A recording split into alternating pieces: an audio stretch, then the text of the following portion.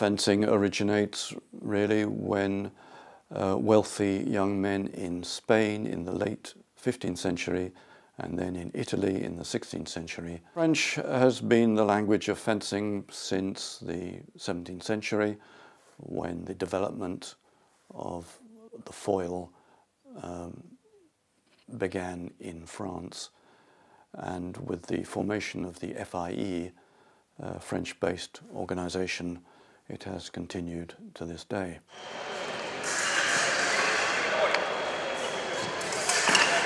The style is very much rapier fencing, developing from the early days of a fairly broad-bladed rapier to the long, thin weapon that we have come to recognize as the classic rapier of the late 16th century. And the equipment used in fencing schools was practice rapiers.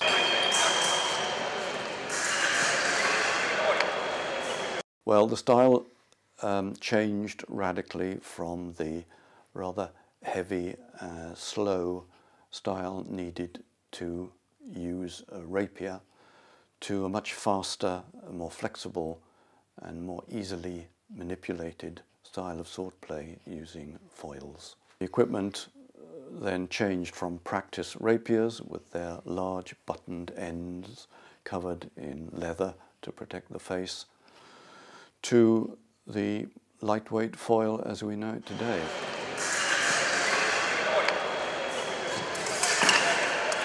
Style is fairly static because for most of the century there was no mask used, and so the weight was on the back foot and the fencers tended to take it in turns to try and deceive their opponent's parries. The equipment used is the foil as we know it today, but with a simple figure-of-8 guard or circular guard.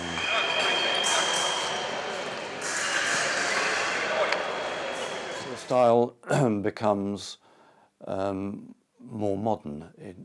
It's a style that we recognize today as a mobile, fluid means of moving in and out of distance. As technology allows a whole range of styles of hilts for foils. Foil is the main fencing weapon in the 19th century style of fencing, which was épée fencing. So this begins to be taught in the second half of the 19th century. Italy, an Italian fencing master develops a lightweight sporting saber. So by the end of the century, we have the three sporting weapons fully established.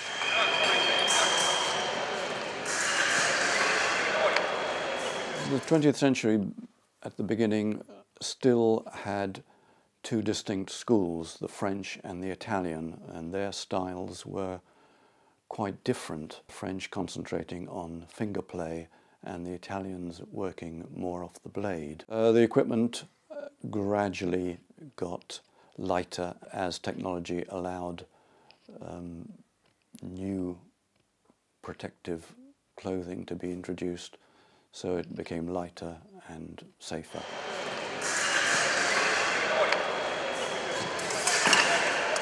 In the 20th century, there have been a couple of deaths, spectacular deaths. The first occurred in 1937 when the Frenchman Rommel fleshed against his opponent, whose blade broke and killed him. Rommel scoring the winning hit before he collapsed. More gruesome death occurred in 1982 when the Russian world champion Smirnov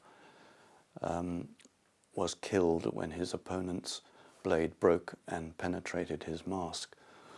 So electric épée is introduced in the 1930s, electric foil comes in the mid-1950s, and electric saber in the late 1980s. The most well-known people involved in fencing in the 17th century were the great fencing masters who wrote their manuals that were widely sold. Bestsellers like Fabris and Capoferro and then in France, Liancourt, de la Touche and Labat. In the 18th century, foil is developed as an academic weapon.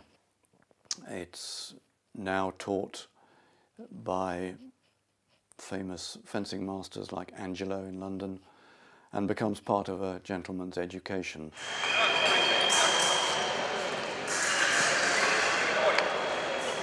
The foil is a light thrusting weapon. The target for the foil is the torso, neck, and groin area. So if you strike the arms or legs, this will send off a warning signal, and the point will not be, and the thing will be halted. And the guard on the foil is circular, so this protects the hand. To score the point, you have to strike your opponent with the tip and not the side. And if both opponents strike at the same time, the referee that is refereeing will have to determine who strike the point first, and this has a priority system of the right of way. For saber, this is a cut and thrust weapon. This is for above the waist, is valid for target. The guard is from the pommel of the sword to the base. The guard is mainly facing out. This is so that when the opponent strikes from the side, the hand is protected from the sword. The whole blade is able to strike a point, unlike the foil and épée. This doesn't have a off-target signal halting the match, thus allowing, if it is off-target, allowing the match to continue. The referee, if both opponents strike at the same time on a valid area on the body, the referee will have to point out who has the right of way, thus who gets the points. For the épée, this is also a thrusting weapon. This is heavier. In this case, the whole body is valid. The guard on this is bigger, but also circular to protect the hand. To score points, you'll have to strike your opponent with the tip, not the side, as foil. In this, the ruling, there's no right of way, so if both opponents strike each other at the same time, both get a point. Now, a match cannot be won by both opponents striking a point.